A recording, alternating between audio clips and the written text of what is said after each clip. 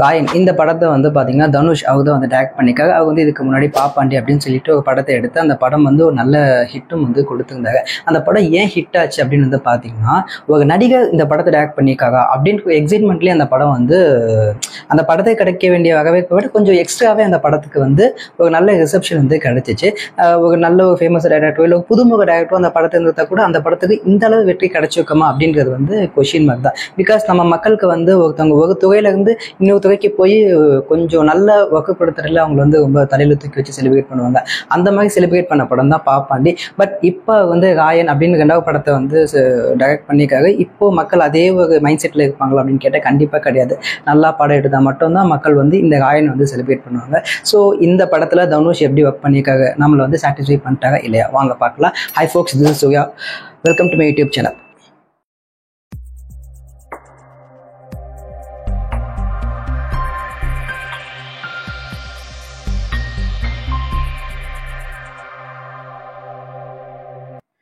Rayan. So இந்த படத்தில் வந்து தனுஷ், காளிதாஸ், அப்புறமேட்டு சந்தீப், அபர்ணா, துஷாரா, இளவரசு, பிரகாஷ் ராஜ், வரலட்சுமி, எஸ்ஜே சூர்யா, இன்னும் பல பேர் நடிச்சு தனுஷ், அஃப்கோர்ஸ் தனுஷ்.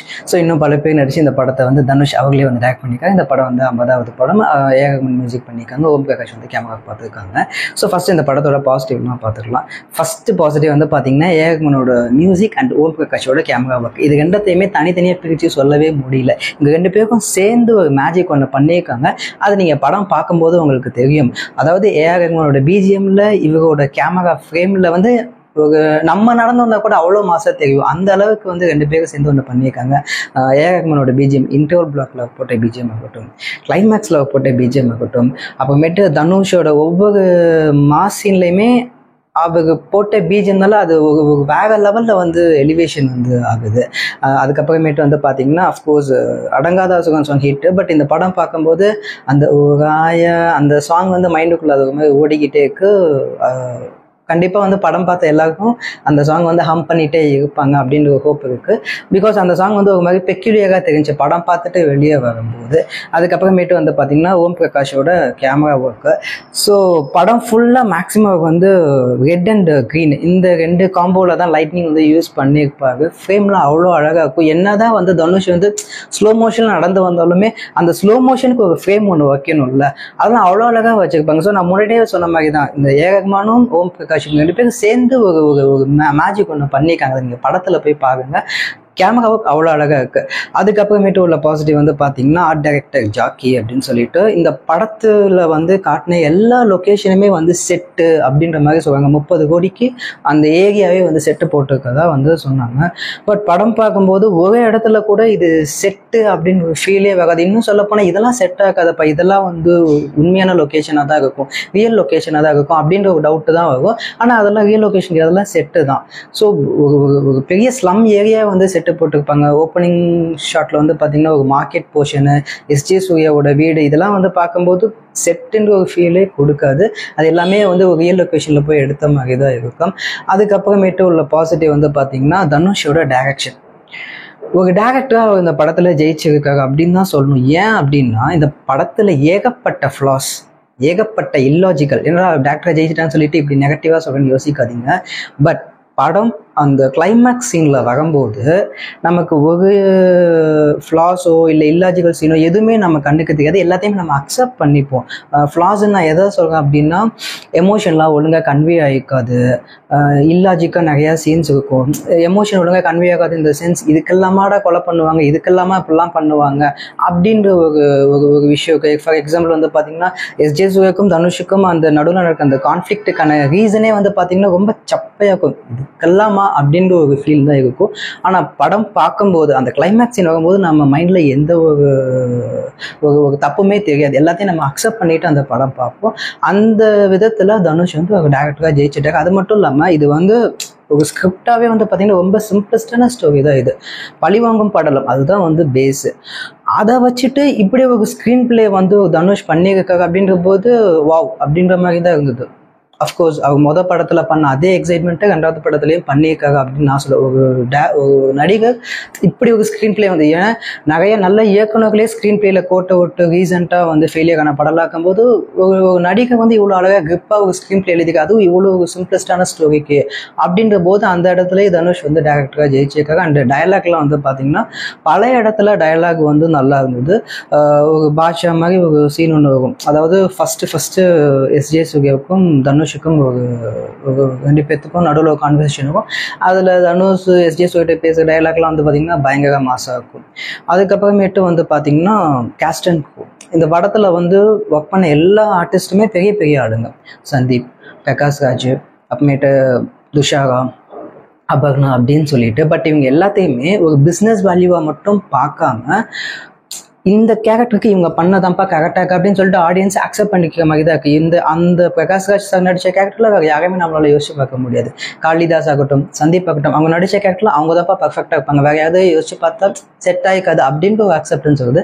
ஸோ அந்த விதத்தில் காஸ்ட் அண்ட் க்ரூவை வந்து ரொம்ப அழகாக வந்து யூஸ் பண்ணியிருக்காங்க. அவங்களுமே வந்து பார்த்திங்கன்னா ரொம்ப அழகாக வந்து நடிப்பை வந்து கொடுத்துருக்காங்க. அவங்களுக்கு என்ன வேலை கொடுத்தாங்களோ அந்த வேலையை அழகாக வந்து அவங்க டெலிவரி பண்ணியிருக்காங்க.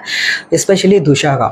இந்த படத்தோட ஒன் ஆஃப் த பாசிட்டிவ் வந்து பார்த்தீங்கன்னா துஷாராவுக்கு வந்து ஒரு ஃபைட் சீக்வன்ஸ் வந்து, அஃப்கோர்ஸ் இதை நீங்கள் ஸ்பாயிலராக எடுத்துக்கணும், பிகாஸ் இதை நான் சொன்னதுக்கப்புறம் உங்களுக்கு படம் பார்க்குற ஆர்வம் அதிகமாக வாய்ப்பு இருக்குது, அதனால இதை நான் சொல்கிறேன். ஸோ செல்வராகவன், துஷாரா 2 பேரும் சேர்ந்து ஒரு ஃபைட் சீக்வன்ஸ் பண்ணியிருப்பாங்க.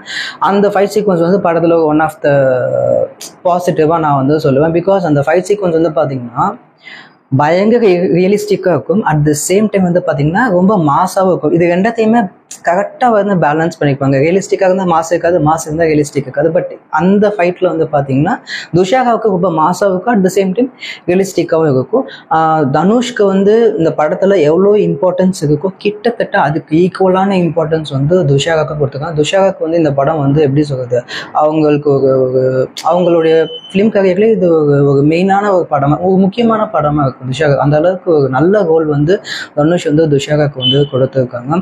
அதுக்கப்புறமேட்டு உள்ள பாசிட்டிவ் வந்து பார்த்தீங்கன்னா அடங்காத அசுரன் சாங்.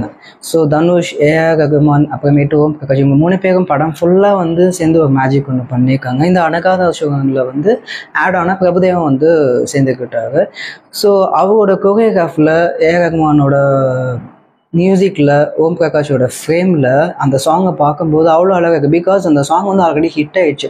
ஒரு ஹிட்டான சாங்க்கு வந்து விஷுவல் பண்ணுறது வந்து அவ்வளோ ஈஸி கிடையாது. பிகாஸ் நிறைய ஹிட்டான சாங் வந்து கேட்கும்போது இந்த ஃபீல் வந்து பார்க்கும்போது நமக்கு வந்து இருக்கவே அதுக்கு பல சாங் வந்து உதாரணம் சொல்லலாம், லூசு பெண்ணே சொல்லலாம், தள்ளி போகாதே சாங் சொல்லலாம். பட் இந்த சாங் வந்து அப்படி இல்லாமல் இந்த சாங்கில் எல்லாமே பர்ஃபார்ம் பண்ணியிருப்பாங்க. இந்த படத்தில் முக்கியமாக நடித்த எல்லா ஆர்டிஸ்ட்டுமே இந்த சாங்கில் வந்து பர்ஃபார்ம் பண்ணியிருப்பாங்க. அந்த சாங்கோட கொரியோகிராஃபும் அவ்வளோ அழகாக இருக்கும். அவங்க டான்ஸ் ஆடுற விதமே வந்து பார்த்திங்கன்னா ஒரு மாதிரி எல்லாமே வந்து அவங்களுடைய டெவில்னஸை வந்து வெளியே கொண்டு வர மாதிரி, வெளியே காட்டுற மாதிரி, ஷோ ஆஃப் பண்ணுற மாதிரி இருக்கும் அவங்களுடைய டான்ஸோட மூமெண்ட் எல்லாமே. அதுலேயும் துஷாரா வந்து நல்லா பர்ஃபார்ம் பண்ணியிருப்பாங்க. படத்தோட பாசிட்டிவ் வந்து அவ்வளோதான். அதுக்கப்புறமேட்டு வந்து பார்த்திங்கன்னா படத்தோட நெகட்டிவ்னு நான் வந்து ஃபஸ்ட்டு சொல்கிறது வந்து ஸ்டண்ட் கொரியோகிராஃபி. ஸ்டண்ட் கொரியோகிராஃபி வந்து பார்த்திங்கன்னா ரொம்ப புவராக இருந்தது. நான் ரொம்ப எக்ஸ்பெக்ட் பண்ணேன். பிகாஸ் பீட்டர் ஹெயின் தான் ஸ்டண்ட் மாஸ்டர், ஆல்ரெடி தனுஷும் பீட்டர் ஹெயினும் அசுரனில் சேர்ந்து ஒரு மேஜிக் ஒன்று பண்ணியிருக்காங்க. ஸோ அதே ஒரு ஃபீல் வந்து காயின்லேயே இருக்கும் அப்படின்னு சொல்லிட்டு பயங்கரமாக எக்ஸ்பெக்ட் பண்ணேன். படத்துக்கு ரேட்டிங் வேறு கொடுத்துருக்காங்க. ஸோ ஃபைட்லாம் தெரிக்க போகுது அப்படின்னு சொல்லிட்டு பயங்கர எக்ஸ்பெக்டேஷனில் நான் இருந்தேன். பட் ஸ்டண்ட் சீக்வன்ஸ் வந்து கொஞ்சம் புவராக தான் இருந்தது. என்ன நடக்குதுன்னு நமக்கு தெரியாது, புரியாது. யார் அடிக்கிறா, யார் அடி வாங்குறா அப்படின்ற ஒரு விஷயமே நமக்கு வந்து புரியாது. கொஞ்சம் ரியலிஸ்டிக்காக காட்டுறேன்னு சொல்லிட்டு லைட்டாக சொதப்பின ஒரு ஃபீல் தான் வந்து எனக்கு இருந்தது. அஃப்கோர்ஸ் துஷாரோட ஃபைட் சீக்வன்ஸ் வந்து நல்லா இருந்துன்னு சொன்னல. அன்ஃபார்ச்சுனேட்லி அந்த ஒரு ஃபைட் சீக்வன்ஸ் மட்டும்தான் நல்லா இருந்தது. படத்தில் மற்ற எந்த ஃபைட் சீக்வன்ஸுமே வந்து நல்லா இருக்காது. அப்போ இதுக்கிட்ட அப்படின்றத பார்க்கும்போது நிறைய பிளட் ஷேட்ஸ் வந்து காட்டுவாங்க. அதுக்கு தான் கொடுத்துருவாங்களே தவிர ஃபைட் சீக்வன்ஸ் வந்து எல்லா பஞ்சுமே ஒரே மாதிரி தான், எல்லா ஃபைட்டுமே கிட்டத்தட்ட ஒரே மாதிரி தான் இருக்கும். அதுவும் இல்லாமல் கிளைமேக்ஸ்லாம் என்ன நடக்கும் அப்படின்றது நமக்கு வந்து ஆல்மோஸ்ட் வந்து தெரிஞ்சிடும் அப்படின்ற மாதிரி தான் இருக்கும். அதுக்கப்புறமேட்டு வந்து பார்த்தீங்கன்னா எஸ்ஜே சூர்யா வந்து இன்னும் நல்லா பெட்டராக யூஸ் பண்ணியிருந்துக்கலாமோ அப்படின்ற ஒரு ஃபீல் வந்து எனக்கு இருந்தது. பிகாஸ் ட்ரெய்லரில் பார்க்கும்போது I hope he is a ruthless villain அப்படின்னு சொல்லிட்டு. பட் படத்தில் ரூத்லெஸ்லாம் இல்லை, கொஞ்சம் கொக்கியாக தான் வந்து ப்ளே பண்ணியிருந்தாங்க அவங்களுடைய ரோலை. படத்தில் வந்து தனுஷ் தான் வந்து டாமினேட் பண்ணுவாங்க. எஸ்ஜே சூர்யாவோட டாமினேஷன் வந்து அவ்வளோ வந்து இருக்காது, அவங்க இன்னும் கொஞ்சம் நல்லா யூஸ் பண்ணியிருந்துக்கலாமோ அப்படின்ற மாதிரி எனக்கு வந்து தோணுச்சு. அதுக்கப்புறமேட்டு வந்து பார்த்தீங்கன்னா நான் முன்னாடியே சொன்ன மாதிரி படத்தில் வந்து நிறைய இல்லாஜிக்கல் சீன்ஸ் இருக்குது, ஃப்ளாஸ் இருக்குது. ஒரு டேரக்டராக தனுஷ் வந்து என்னதான் ஒரு நல்லா பர்ஃபார்ம் பண்ணியிருந்தாலும் இன்னும் கொஞ்சம் அங்கங்கே சில சீக்வன்ஸ் எல்லாம் வந்து ஒழுங்காக ஒர்க் ஆன் பண்ணியிருந்துக்கலாமோ அப்படின்ற மாதிரி எனக்கு வந்து ஃபீல் ஆச்சு. ஃபார் எக்ஸாம்பிள் வந்து ஒரு இடத்துல வந்து ஒரு டயலாக் ஒன்று வரும். செல்வா சார் வந்து சொல்லுவாங்க, உனக்கு நேரம் சரியில்லைன்னா சின்னவனை பாரு, ரொம்ப நேரம் சரியில்லைன்னா நடுவில் ஒன்று பாரு, பிறந்த நேரமே சரியில்லைன்னா மூத்தவனை பாரு அப்படின்னு சொல்லிட்டு இந்த டைலாக் எவ்வளோ மாசம் இருக்குது. நான் சொல்லும் போது எவ்வளோ மாசம் இருக்குது. படத்தில் யோசிச்சுப்பாங்க செல்வா சார் சொல்லி சார் பிஜிஎம் போட்டு ஒரு விஷுவலாக அதை பார்க்கும்போது இந்த டைலாக்ல இந்த மாஸ் வந்து பர்ஃபார்மன்ஸில் வந்து கன்வே ஆகலும். அது அந்த மாதிரி இடத்துலலாம் தனுஷ் வந்து கோட்டை விட்டுட்டாங்க அப்படின்ற மாதிரி இருந்துச்சு. ஸோ அந்த டைலாக்லாம் கேட்கும்போது வேற லெவலில் இருக்க போகுதுடா அப்படின்ற மாதிரி இருந்தது. கடைசியில் இந்த எந்திரன் படத்தில் அந்த பாட்டி சொல்ல என்னாடி இது அப்படின்னு சொல்லிட்டு அந்த மாதிரி தான் இருந்தது. ஸோ அங்கங்கே தனுஷ் வந்து இன்னும் கொஞ்சம் மெனக்கெடல் எடுத்துருந்துக்கலாமோ அப்படின்ற மாதிரி இருந்தது. அதுக்கப்புறமேட்டு வந்து பார்த்தீங்கன்னா அந்த எஸ்ஜே சூர்யாவுக்கும் தனுஷுக்கும் உண்டான அந்த கான்ஃப்ளிக்ட் வந்து இன்னும் ஸ்ட்ராங்காக இருந்துக்கலாம். பிகாஸ் சரவணனுக்கும் தனுஷுக்கும் ஒரு கான்ஃப்ளிக்ட் வரும், அதுவே நல்லா பயங்கரமாக இருக்கும். ஓகே, இதுதான் வந்து படத்தோட கதையே இங்கே வந்து ஆரம்பிக்குது போல அப்படின்னு இருக்கும்போது வந்து பார்த்தீங்கன்னா அதை விட அந்த சீன் பாதிலேயே முடிஞ்சிடும். அதுக்கப்புறமேட்டு தான் எஸ்ஜே சூர்யாவுக்கும் தனுஷுக்குமே ஒரு கான்ஃப்ளிக்ட் இருக்கும். பட் அந்த கான்ஃப்ளிக்ட் வந்து அவ்வளோ பெருசாக வந்து இருக்காது. அதுக்கப்புறமேட்டு வந்து பார்த்தீங்கன்னா காளிதாஸ், சந்தீப் அவங்களோட கேரக்டர் வந்து ஒழுங்காக வந்து கன்வே ஆகிக்காது. அஃப்கோர்ஸ் அவங்களோட கேரக்டர் பற்றி நான் ரொம்ப பேசுனது ஸ்பாயிலாக ஆகிடும். நீங்கள் அதை படம் பார்த்து தெரிஞ்சுக்கோங்க. அவங்களோட கேரக்டர் வந்து இன்னும் கொஞ்சம் வந்து ரைட்டிங்கில் இன்னும் கொஞ்சம் மெனக்கடல் இருந்துக்கலாமோ அப்படின்ற மாதிரி இருந்தது. பட் இவ்வளோ நெகட்டிவிட்டிஸ் இருந்தாலும் படம் பார்த்து முடியும் போது நமக்கு ஒரு நல்ல சாட்டிஸ்ஃபேக்ஷன் கிடைக்கும். இந்த படத்துக்கு என்னோட ரேட்டிங் வந்து பார்த்தீங்கன்னா 8.5 அவுட் ஆஃப் 10. ஸோ டேரக்டராக தனுஷ் வந்து அந்த படத்தில் நல்லா தான் வேலை பார்த்துருக்காரு. ஸோ உங்களுக்கு இந்த வீடியோ பார்த்துட்டு பிடிச்சா லைக் பண்ணுங்கள், ஷேர் பண்ணுங்கள், கமெண்ட் பண்ணுங்கள், மறக்காம சப்ஸ்கிரைப் பண்ணுங்கள். தேங்க்யூ.